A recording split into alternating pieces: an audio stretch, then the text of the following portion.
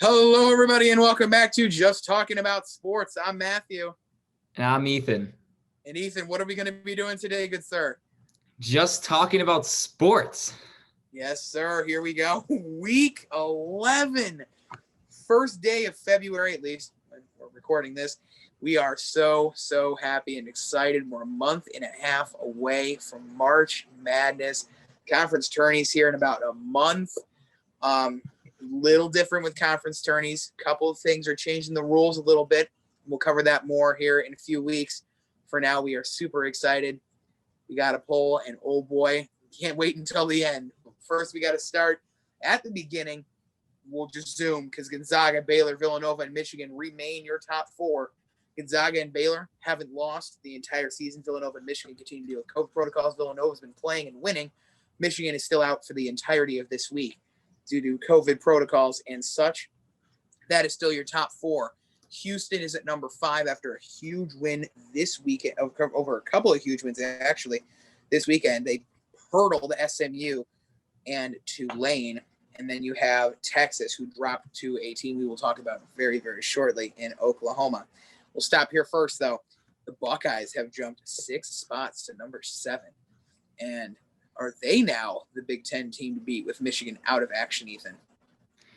I think it's a little bold to be putting them that high. I know Iowa, or we'll get to them a little bit later. I know they're not as amazing as some people think they are, like a top team in the nation. But I still think they're better, in my opinion, than Ohio State. I think moving them up to 7 was a little high. I mean, EJ Liddell and the entire Ohio State team, they have been on a scoring run recently. They were on a 3-game winning streak after which 2 weeks ago they dropped a game against Purdue on a game winner, and since then they've responded by going out and knocking off Wisconsin, beating Penn State, and then Michigan State. Did I think beating Michigan State and Penn State were statement wins to put them up 6 spots?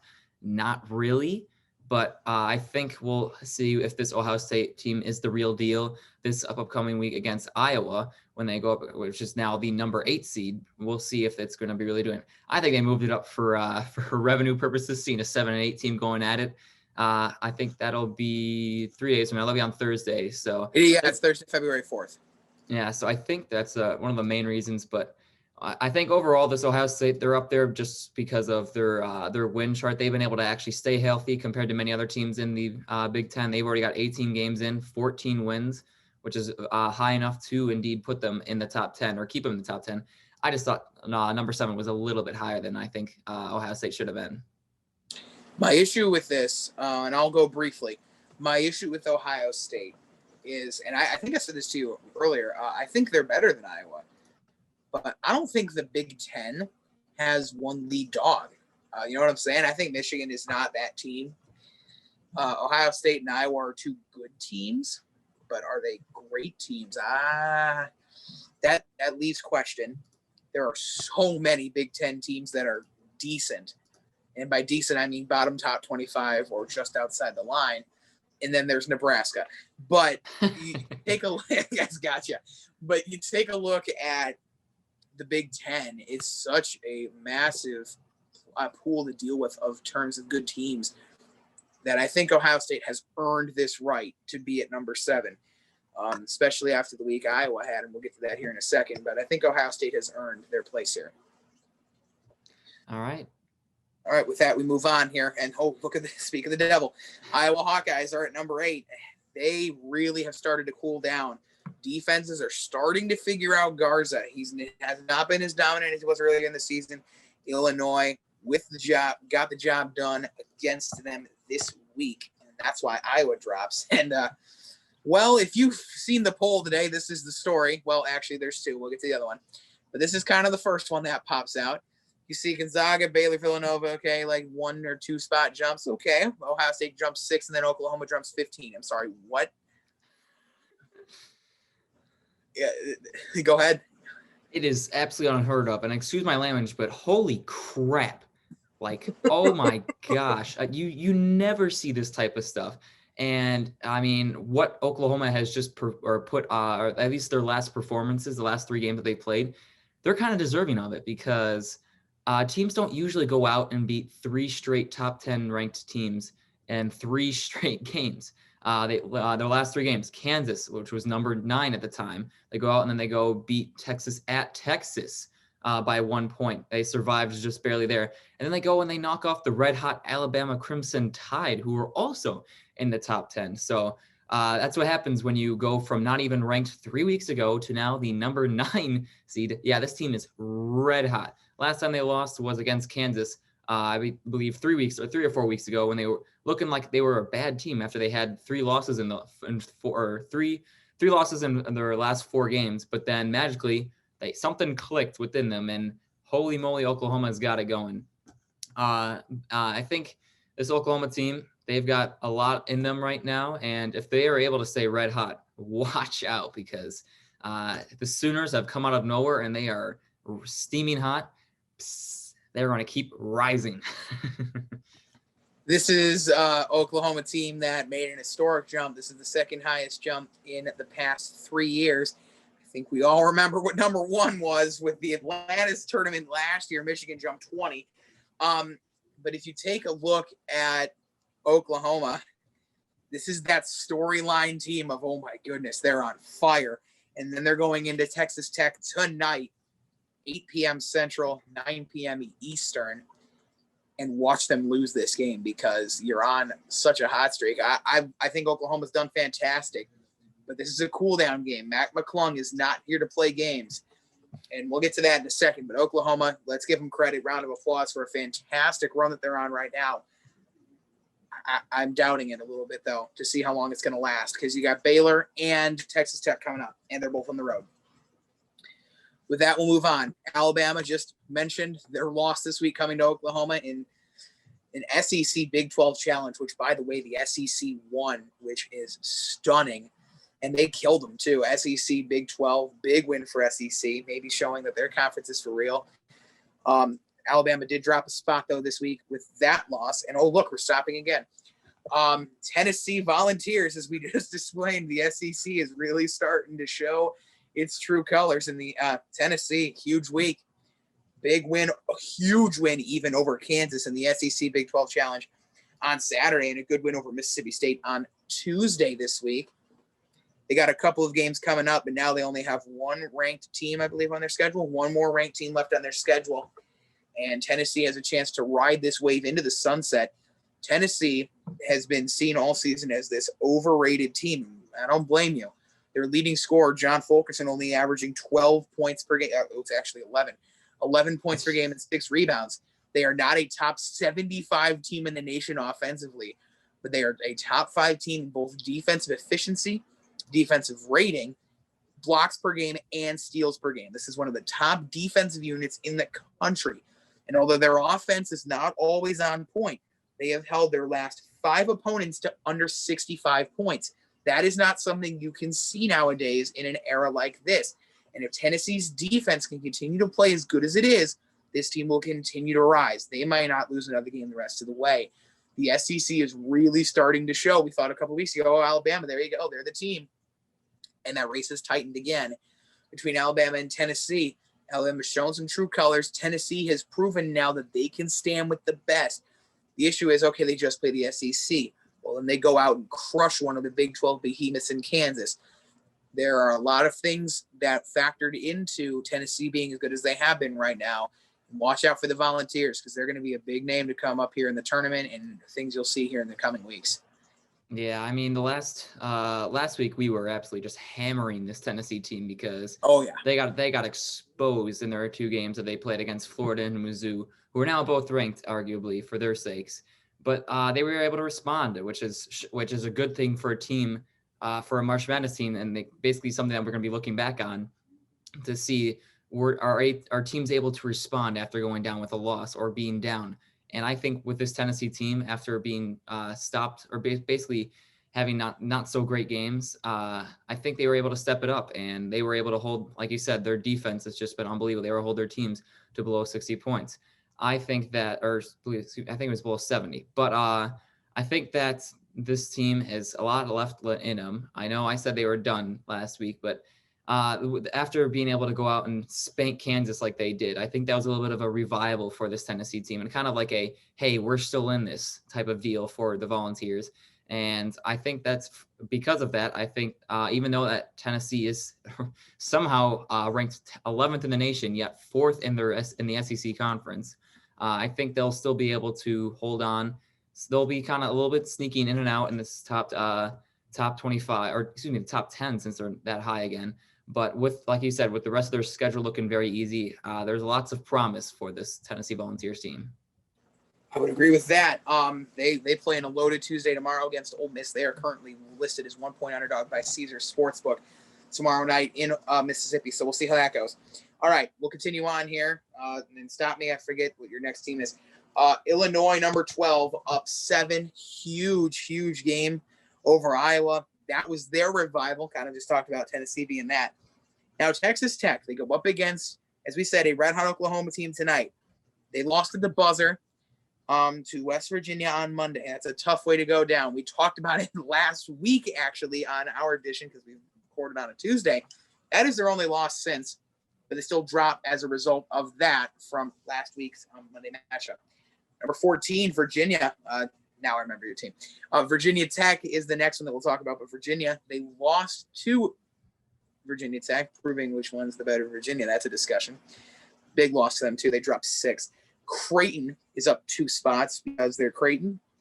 Big East, they're starting to pick the pieces up a little bit. Good win over DePaul, good win over Seton Hall.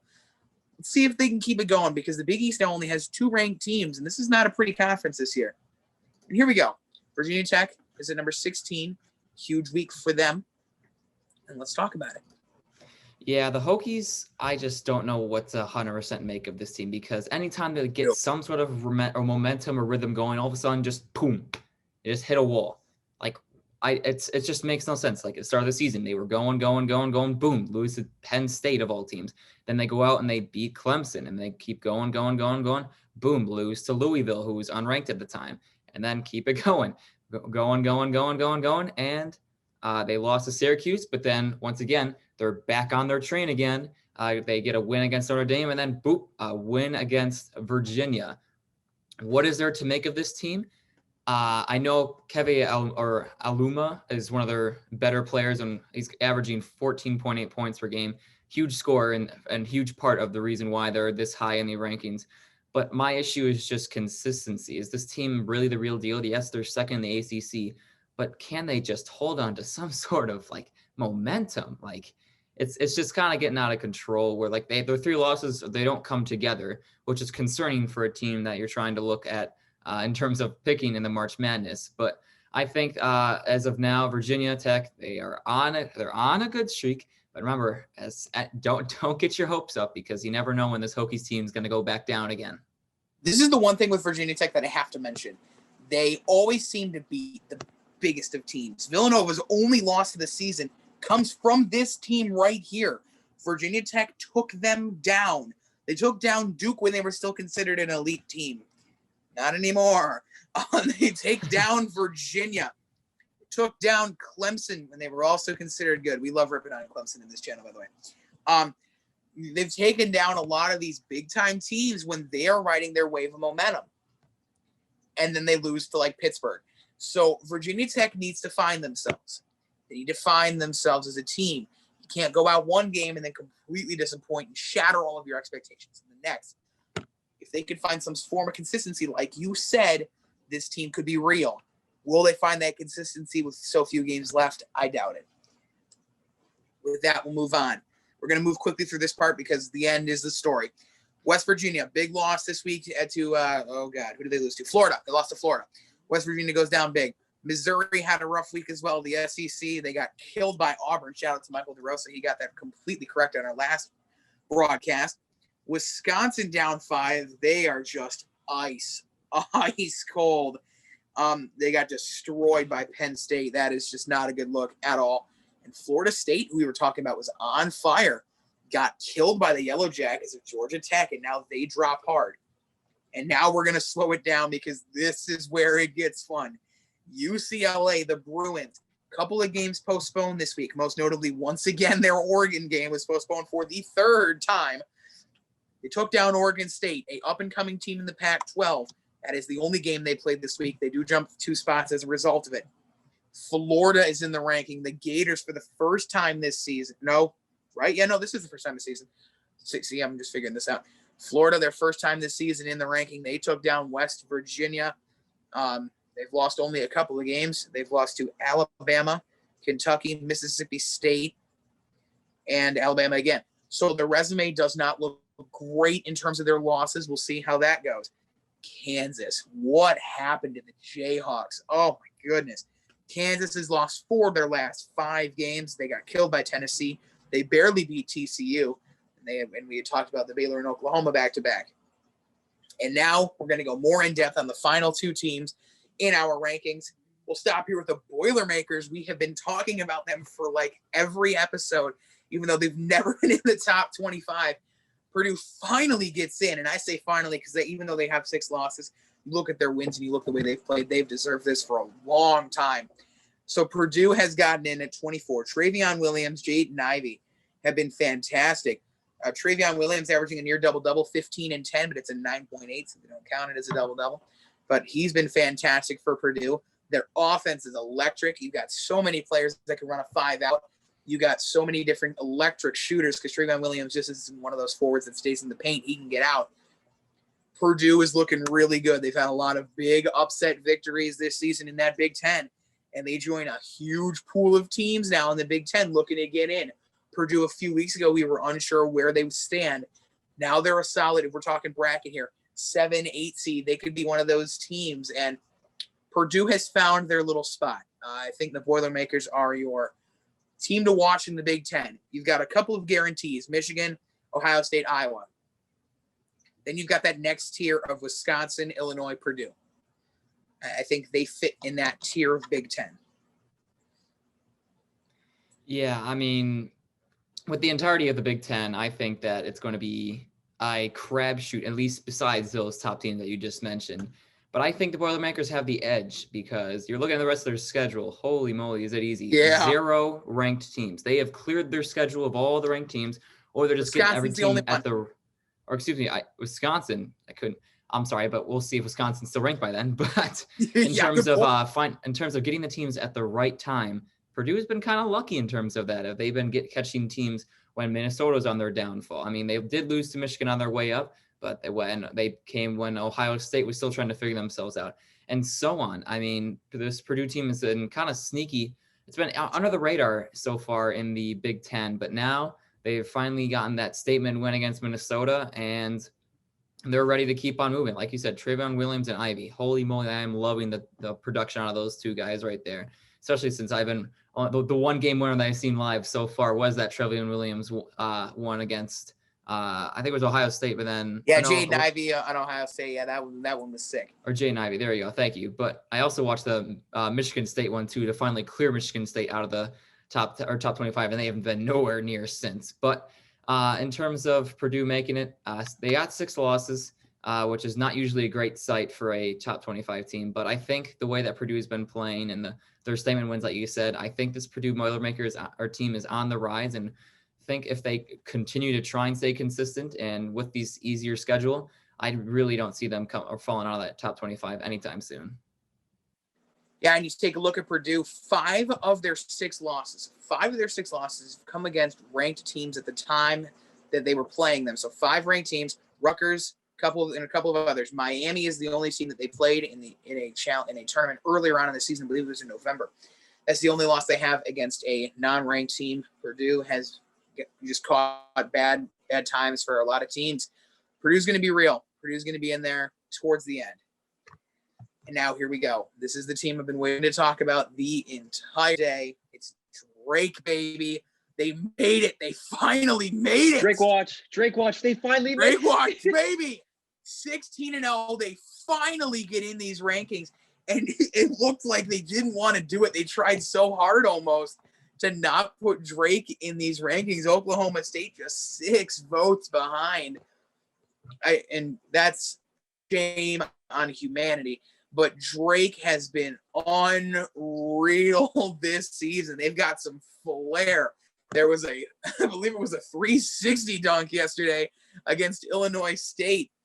That game, though, that was their closest to the season. Nearly lost to Illinois State. Overtime buzzer beaters saved them. Huge statement win, though. Proves that they can win in clutch situations. It's the first really true close game they've had this season. But Drake did hold on. And Drake has now put themselves as one of the final 3 unbeatens left in college basketball, joining the elite programs of Gonzaga and Baylor. Winthrop was unbeaten at the time we did this last. They lost their first game. So Winthrop is down and out. Siena was unbeaten, I believe, the last time we recorded this. They lost 2 in a row. They are now out of the unbeaten race. So only 3 remain. And what are the chances that Drake might go the whole way without a loss? They are pretty slim because I love this Drake team, but they do got to face Loyola at one point, who's also kind of sneaking their way into the AP top 25. So I think it's going to be close, but I can't. Drake in the Missouri Valley getting representation in the top 25. I am just loving it right now. 40 plus years. It's been 40 plus years for Drake. They finally get another shot. Congratulations. The other thing I want to add, and it's a bit of an interesting piece here, Drake and Loyola are both projected to be in the March Madness tournament. This would be the first time since the beginning of this conference that 2 Missouri Valley teams are going to get in. We talked about it when Loyola played their ridiculous years a couple of years ago. That was the last real chance we had at 2 Missouri Valley teams if for some reason they lost the conference tournament.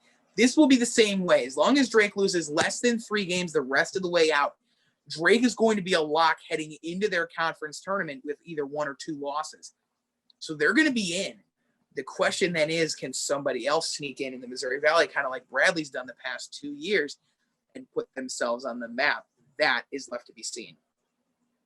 Yeah, it'll all come down to Arch Madness. Not March Madness, Arch Madness. Greatest Arch tournament. Madness. The greatest conference championship, in my opinion. But that's just us being a little biased towards the Missouri Valley just because we love watching it. But you never know what's going to happen because at least the last 2 years, we've had teams like Bradley just pop up out of nowhere and go and win the tournament and make it over teams like Loyola, who should have made it the last 2, or Loyola and Northern Iowa, who should have made it the last 2 years.